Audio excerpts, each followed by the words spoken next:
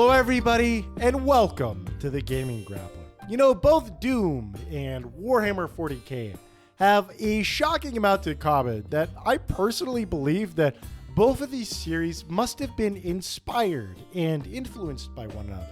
I don't think it's a coincidence that both series have the odd premise of taking place in a science fiction setting while also having literal demons from hell as the primary antagonist. I think it's kind of funny that both protagonists from Doom and 40k are, generally speaking, an angry marine that uses their righteous rage to physically manhandle demons with their bare hands and then chainsaw them in the face.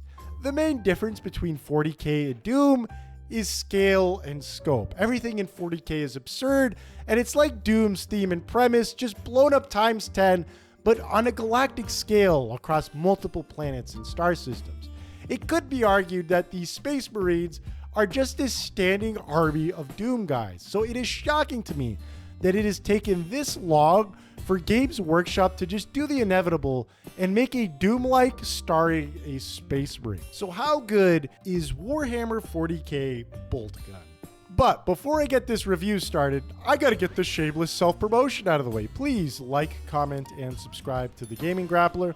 The more this channel grows, the more time, effort, and dedication I can bring to delivering you guys content on a consistent and regular basis. I really appreciate all the support you guys have been giving me. It gives me motivation to make sure my next video is better than my last video. So thank you guys. With that being said, please enjoy the rest of the review.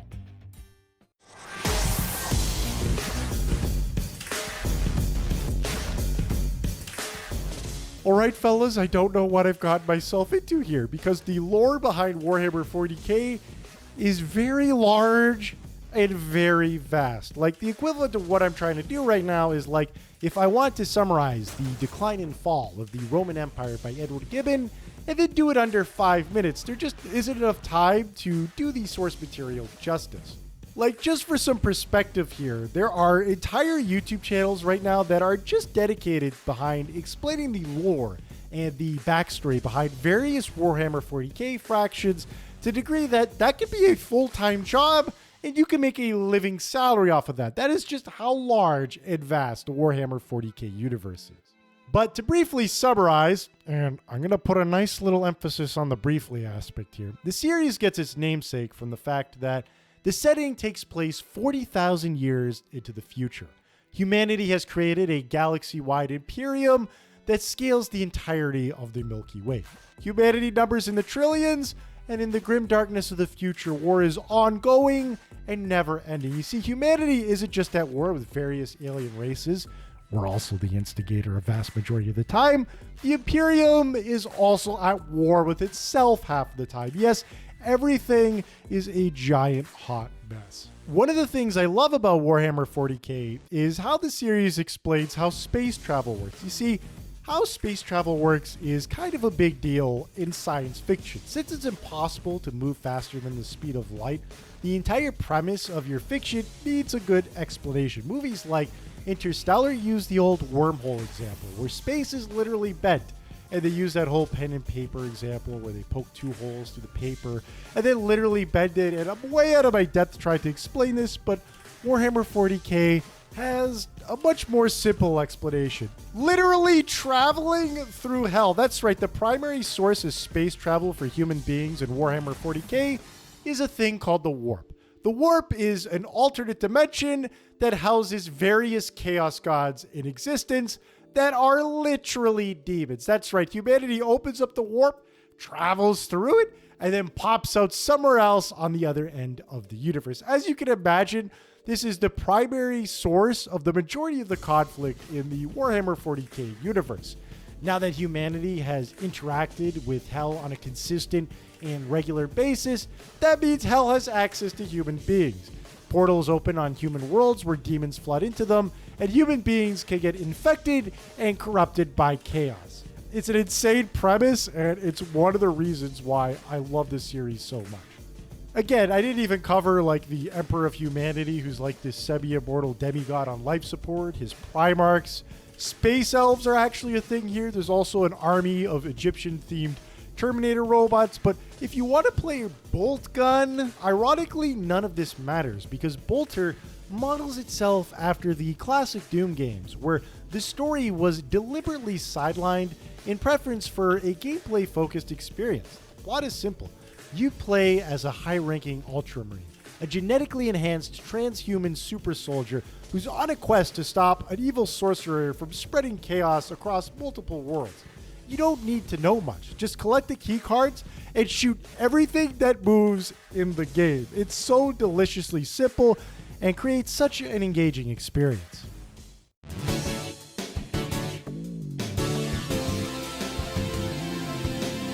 The presentation for Boltgun is one of this game's biggest selling points. Bolter was marketed and sold as a boomer shooter.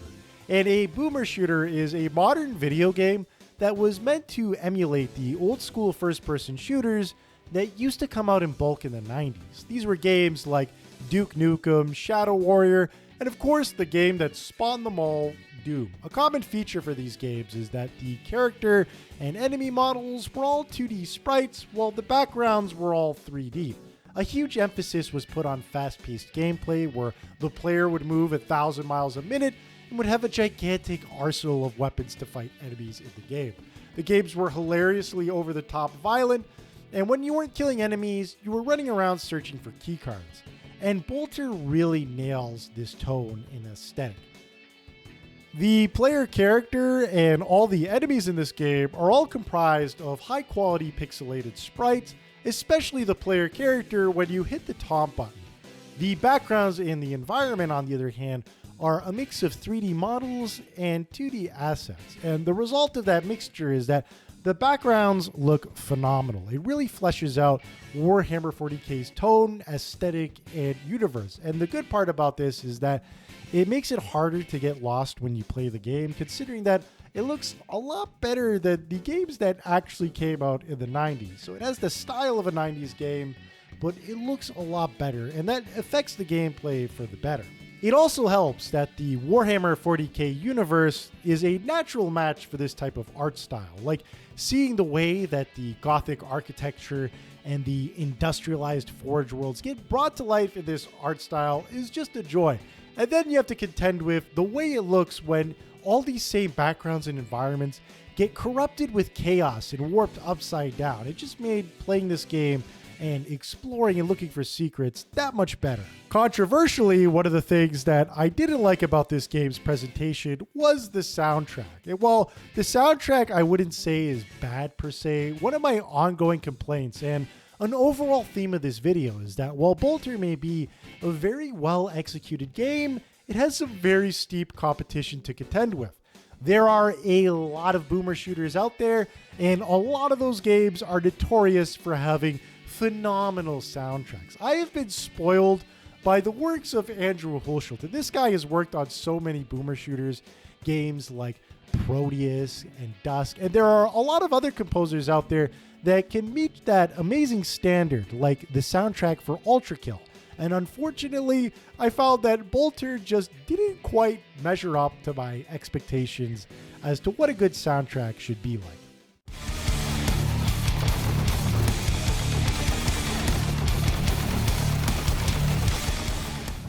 The boomer shooter genre is made to counteract a lot of the annoying gaming trends that were popular in the late 2000s and early 2010s. These games deliberately spit in the face of realism. The player character moves faster than most vehicles and can carry more than 10 weapons at a time. You're not meant to hide behind cover, you're meant to weave in and out of it while you get up close and personal while you fight enemies.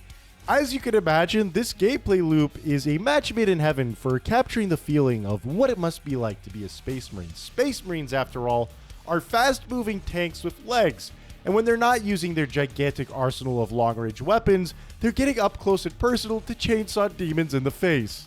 Speaking of the chainsaw, one of the things I love about Bolter is that the chainsaw isn't just used to finish off enemies or conserve your ammunition, it's also one of your key mobility options. The chainsaw will allow the player to lunge towards enemies, cutting distance and allowing them to get up close and personal. But aside from using the chainsaw as a tool for closing distance, the mobility options for Bolter are pretty standard for the genre. Like, you won't be doing anything in this game that you haven't done in a million other Doom-likes out there. The player's top speed is the same as the Doom guy, and you can't do anything crazy like parkouring off of walls or using a grapple hook. And I get it, that's pretty lore accurate. Space Marines are supposed to be agile, but not that agile. The power fantasy that Games Workshop is trying to sell here is being a bulletproof Terminator of death. But with that being said, I still feel as though the developers had a little bit of wiggle room to be creative with the mobility options in this game.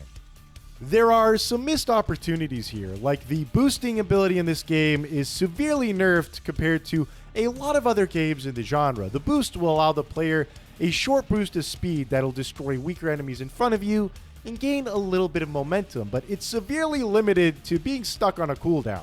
In Ultra Kill, for example, the player is given similar mobility options, but they can do it whenever they want. Like, the player has a ground and pound move that if it doesn't outright kill an enemy below you, it'll launch them into the air, allowing the player opportunities for getting some interesting air combos going. And you can spam that as much as you want in that game. All right, enough about the mobility options. What about the guns? A huge selling point for a lot of retro shooters is the gigantic arsenal that the player has at their disposal. But do be warned, Bolter, unlike a lot of boomer shooters, features reloading. And this is controversial because a lot of people will argue that reloading and realistic mechanics will slow down the pace of the game. Others will say that reloading will force the player to think more tactically. I'm kind of split in the middle, but I will say this much. The fact that guns reload in this game does affect their overall balance. I'm going to review these weapons individually, and I'm going to start with the game's namesake. The Bolter is the first firearm that the player will come across, and it's actually pretty good. It's highly accurate, it has a high rate of fire, and it reloads quickly, making it definitely a run and gun type of weapon. Now, it isn't powerful enough to deal with, let's say, Chaos Space Marines or Terminators, and you're going to want to swap it out for a grenade or another more powerful weapon, but since it has so much utility, it's definitely the game's workhorse, and it can also be upgraded with more powerful ammunition. On the other hand, the standard shotgun was a huge disappointment for me. Usually the shotgun is my favorite workhorse in these retro shooters, but in this game, it's a letdown. It has one of the longest reloading animations in the game, where your Ultramarine will load up 8 individual buckshots. It also doesn't help that, like most shotguns, the weapon has a slow rate of fire. There are some advantages to using the shotgun. Like most video game shotguns, you can take out multiple enemies with one buckshot. It also does a bit more damage for fighting Chaos Space Marines and Terminators than, let's say, the standard Bolter, but you have to understand.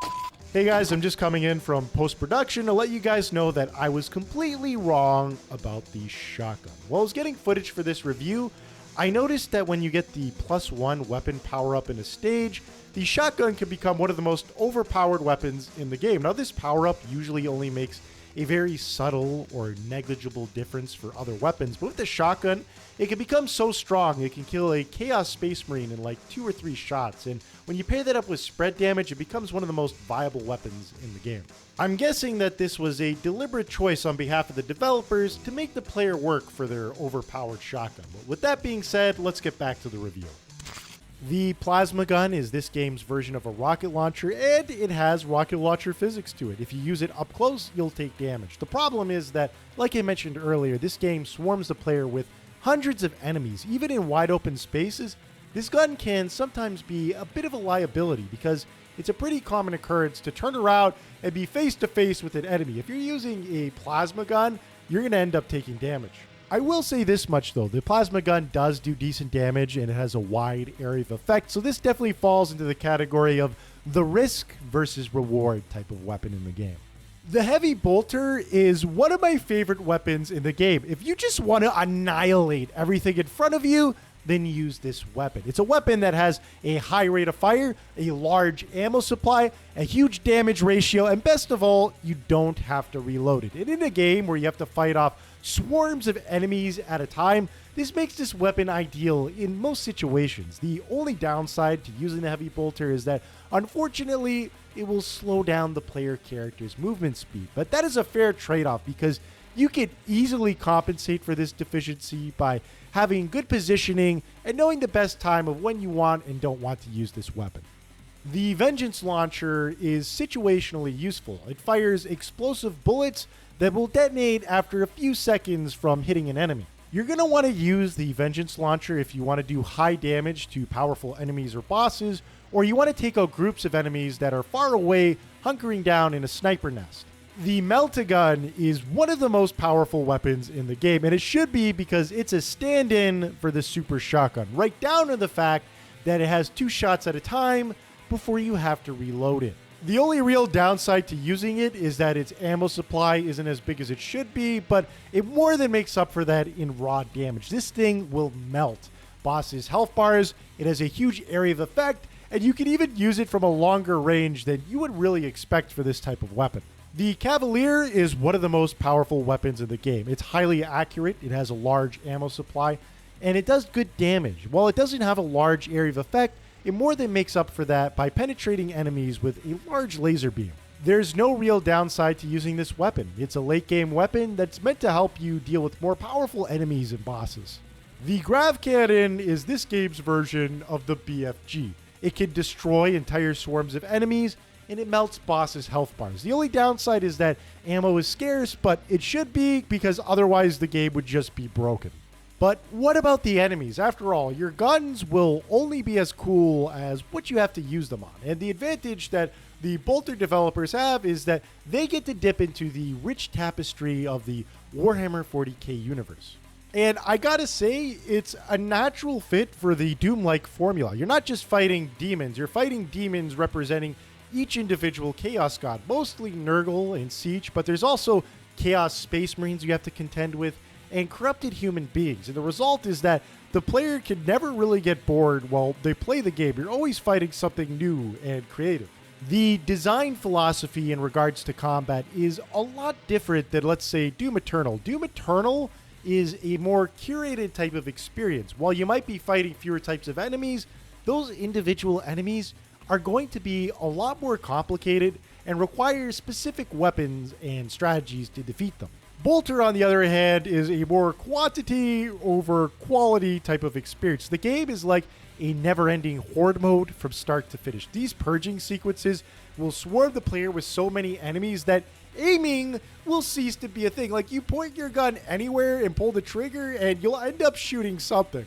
And I'm by no means saying this as a bad thing. I think this was a deliberate choice on behalf of the developers to capture the feeling of what it must be like to fight on the never-ending tides of chaos. And it's not like there is no strategy to fight the enemies. The Chaos Space Marines and the Terminators have huge pools of health, they're slow moving, and they do heavy damage, so they require a different strategy. Champions, on the other hand, move very fast, and they'll try to get up close and personal. Again, there is some strategy here, just nothing on the level of something like Doom Eternal. To give the game a little credit, it was more challenging on my first run than I expected. I have played a lot of retro shooters or boomer shooters or whatever you want to call them, and a huge percentage of the time my default difficulty was the hard mode.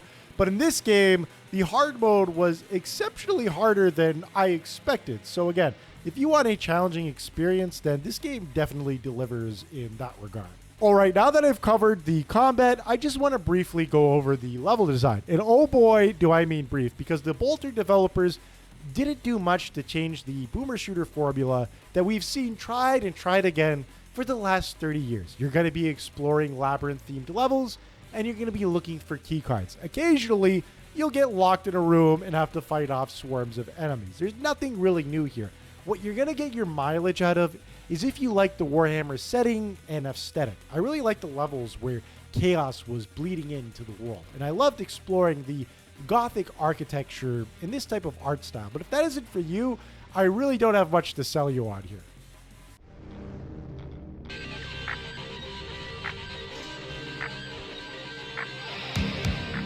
I know I have just spent the last 20 minutes talking about how good of a game Boltgun is, and it is a good game, but it's not a great game. Boltgun has a lot of small problems that stack up over time and prevent this game from reaching its full potential. Some of these small problems defy common sense and rational thinking. You should have seen the look on my face when I hit the tab key and started cycling through my weapons.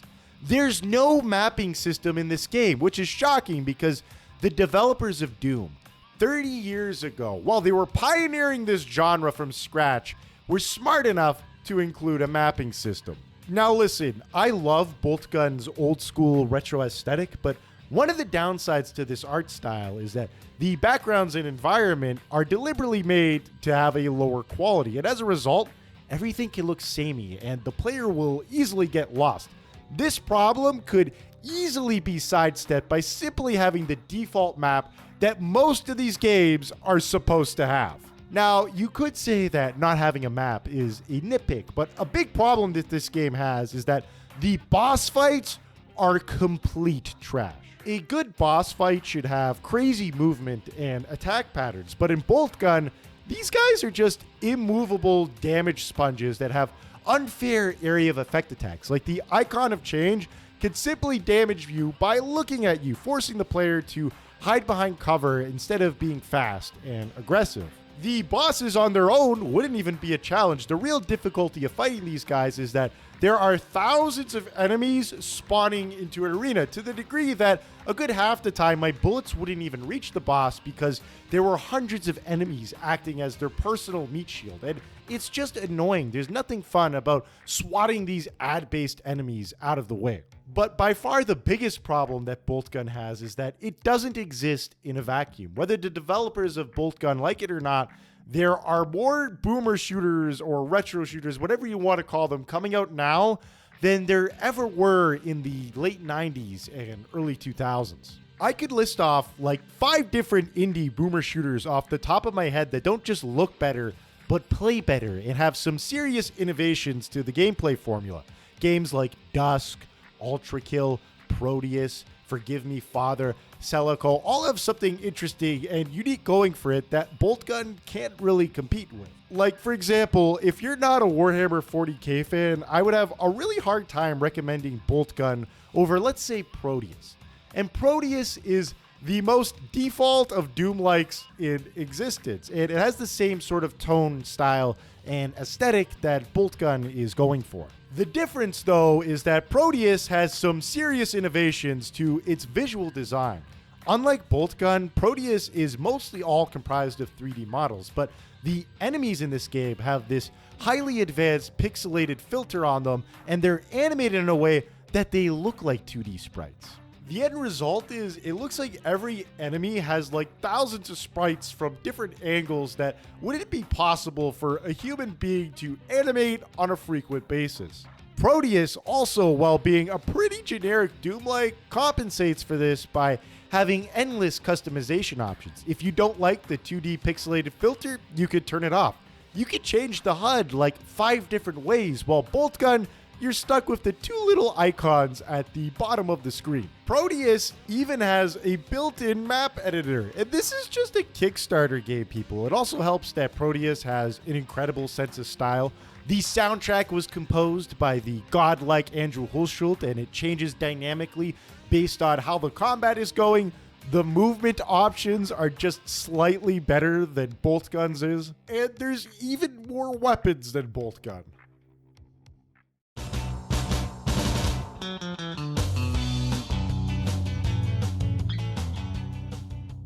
So what is the final verdict for Boltgun? Well, I did give this game some scathing criticism in my bad section of this review, and I still stand by that criticism. I did have an overall positive experience while I played this game. I beat it multiple times, and I had a lot of fun getting footage for this review. With the exception of having a terrible mapping system, the problems of having terrible boss fights that just spawn in an endless supply of enemies is something I have come across before in games like Project Warlock. And you know, while Bolter doesn't have some serious innovations to the gameplay formula, well, with the exception of how this game has an awesome taunting system, it puts it squarely in the middle of the market. Again, it is a fairly well executed and standard boomer shooter. If you're a Warhammer fan, this is an easy recommendation, and it'll give you something else to play besides Space Marine a million times.